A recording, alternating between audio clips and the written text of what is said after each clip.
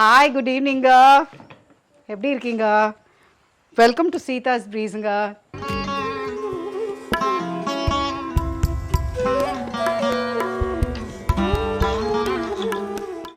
இன்னைக்கு வந்து ஒரு டிஃப்ரெண்ட்டான ஒரு ரெசிபிங்க.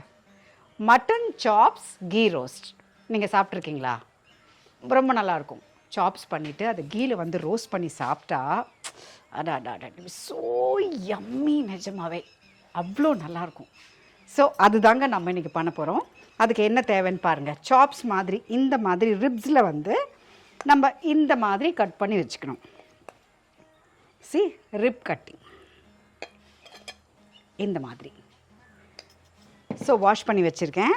அதுக்கு வந்து வெங்காயம், ஒரு 2 வெங்காயம், ஒரே ஒரு தக்காளி, ஒரு 3 பச்சை மிளகா, கருவேப்பிலை, கொத்தமல்லி, ஆஸ் யூஷுவல் மசாலா தாங்க. மிளகாத்தூள், மஞ்சத்தூள், கரம் மசாலா, இஞ்சி பூண்டு பேஸ்ட்டு, கீ, மிளகுத்தூள், அப்புறம் கொஞ்சம் கர்ட். இவ்வளோ தாங்க. ஒரு சூப்பரான ஒரு ரெசிபி இது. கிட்ஸ்க்கெல்லாம் கூட அவ்வளோ பிடிக்கும் இதை ரோஸ்ட் பண்ணி கொடுத்தா. ஸோ இதை நம்ம ட்ரை பண்ணலாம். எப்படி வருதுன்னு பார்க்கலாம் வாங்க. அடுப்பு எரியுதுங்க. இப்போ நம்ம கடாயை வச்சுக்கலாம்.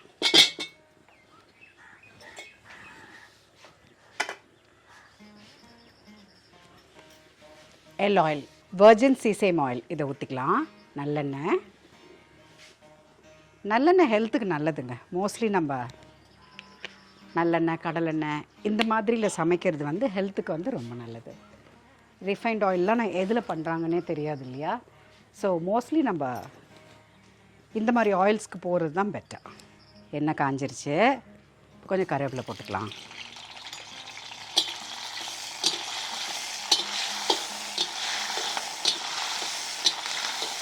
நிறைய கருவேப்பிலை யூஸ் பண்ணலாங்க. இது நல்லா ஃப்ரை பண்ணி வரும்போது கருவேப்பிலெல்லாம் அதில் வந்து மிக்ஸ் ஆகி வந்துடும். ஸோ அதை ஒதுக்கி எல்லாம் வைக்க வேண்டாம், நம்ம அப்படியே சாப்பிட்லாம்.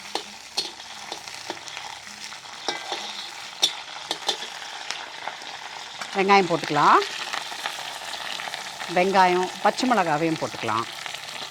பச்சை மிளகா வந்து சும்மா நம்ம அப்படி உடச்சி போட்டுக்கலாம். தக்காளியும் போட்டுக்கலாம்.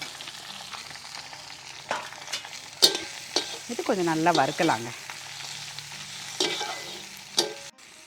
கத்துறாங்க பாருங்களேன். மணி 6 ஆயிடுச்சுல்ல, தூங்க போகிறேன். நம்ம அங்கே சமைக்கும்போது வருவாங்க. ஸோ இப்போ இங்கே வரும்போது டைம் ஆகிடுச்சு, அவங்களுக்கு போய் தூங்கணும்.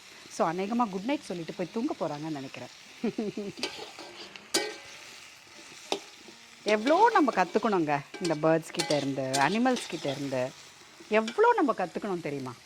5:30க்கு மேலெல்லாம் நீங்கள் சாப்பாடு கொடுத்தா அவங்க சாப்பிடவே மாட்டாங்க.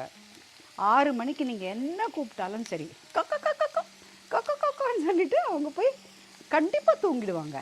அந்த காலத்துலலாம் அப்படி தானே. 6 o'clockலாம் தூங்கிடுவாங்க. காலையில் 3:30க்கு ஃபார்ம் வேலைக்கு காலையில் எழுந்திரிச்சிடுவாங்க. ஸோ அதுதான் பழக்கமாக இருந்தது. வர வர வர கொஞ்சம் நிறையா மாறிடுச்சு. இந்த ஃபோனு, இந்த யூடியூப், இந்த மாதிரி விஷயங்கள் வந்து எல்லாமே நைட்டில் தான் குழந்தைங்க எல்லாருமே வாட்ச் பண்ணுறாங்க. ஸோ 8 o'clock எல்லாமே ஆஃப் பண்ணிவிட்டு படுத்துடணும். கிட்ஸ் உங்களுக்கு தான் சொல்கிறேன். ஸோ அந்த மாதிரி படுத்துட்டா இட் இஸ் குட்டுங்க.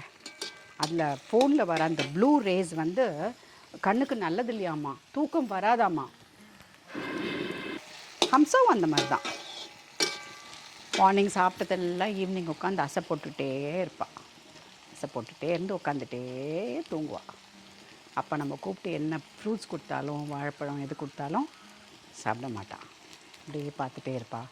பக்கத்தில் உட்காந்தோம்னா பூ வச்சுருந்தோம்னா பிடிச்சி பிடுங்கிடுவா. முடியெல்லாம் பிடிச்சி பிடுங்கிடுவா. முகமெல்லாம் நக்கிடுவா. அப்போ தான் அவள் பேசுகிற டைம் ரிலாக்ஸ்டாக அவள் பக்கத்தில் உட்காரணும். உட்காந்தா தான் அவள் பேசும்.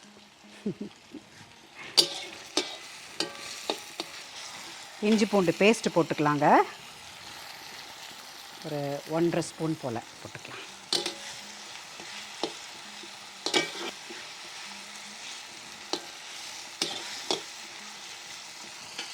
ஓகே. கரம் மசாலா ஒரு 1/2 ஸ்பூன் ஆட் பண்ணிக்கலாம். மஞ்சத்தூளும் கொஞ்சமாக. ஒரு 1/2 ஸ்பூன்.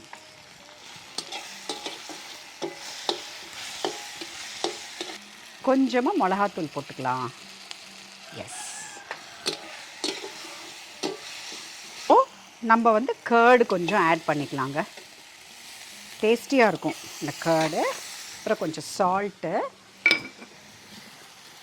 இன்னும் கொஞ்சம் போட்டுக்கலாம்.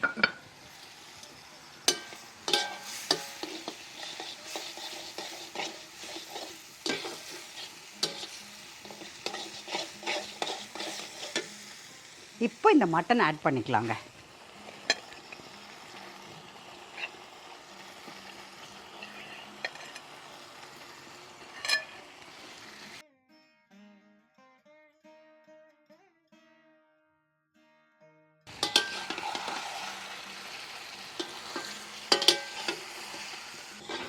அஞ்சு நிமிஷம் நல்லா ஃப்ரை பண்ணிட்டோங்க.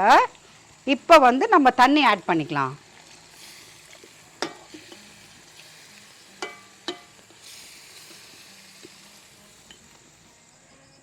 ஆட் பண்ணிக்கிட்டு அப்படியே மூடி வைக்கலாங்க. ஒரு 20 minutes to half an hour நல்லா வேகட்டும். அதுக்கப்புறம் எடுத்து நம்ம பண்ணிக்கலாம். 1/2 an hour ஆயிடுச்சுங்க. நல்லா வெந்துட்டுருக்கோம். கொஞ்சம் தண்ணி எல்லாம் சுண்டிருச்சு. இன்னொரு 2 minutes தான். தண்ணி சுண்டுனன்னு நம்ம எடுத்து ஒரு 5 நிமிஷம் ஆற விட்டு அப்படியே நம்ம வந்து கல்லில் போட்டு ஃப்ரை பண்ணிக்க வேண்டியது தான். இது மறுபடியும் நம்ம ஸ்நாக் மாதிரி கூட சாப்பிட்லாம். சாதத்துக்கு சாப்பிட்லாம், சப்பாத்திக்கு, தயிர் சாதத்துக்கு சாப்பிட்லாம். செம்மையாக இருக்கும். இப்போ நல்லா ட்ரை ஆகிடுச்சுங்க. இறக்கி வச்சிடலாம். கொஞ்சம் ஆறட்டும். இது இப்போ தோசைக்கல் வச்சுக்கலாங்க. இது வந்து கொஞ்சம் அப்படியே ட்ரை ஆகணும். கொஞ்சம் ஆறணும். கொஞ்சம் ஆறினதுக்கப்புறம் பெப்பர் போட்டு சூப்பராக ஃப்ரை பண்ணிக்கலாம். கல் காஞ்சிருச்சுங்க. கொஞ்சமாக நெய் விட்டுக்கலாம்.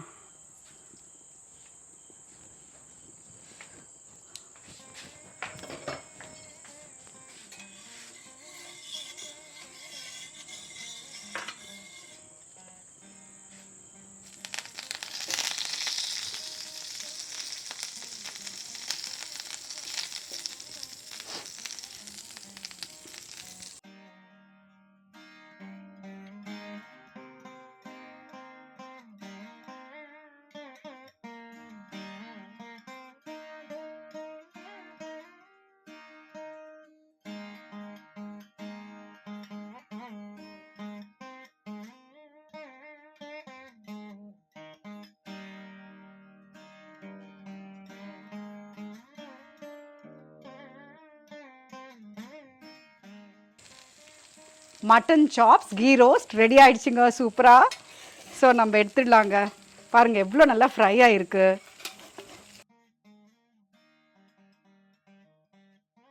அவ்வளோதாங்க. சூப்பராக ரெடி ஆகிடுச்சுங்க மட்டன் சாப்ஸ் கீ ரோஸ்ட். பாருங்கள் பார்க்குறதுக்கு அழகாக இருக்குல்ல. It's going to be very nice. சூடாக இருக்குது, அதான் எப்படின்னு தெரியல எனக்கு. ஒரு 5 minutes போட்டோம். நான் டேஸ்ட் பண்ணி காமிக்கிறேன்.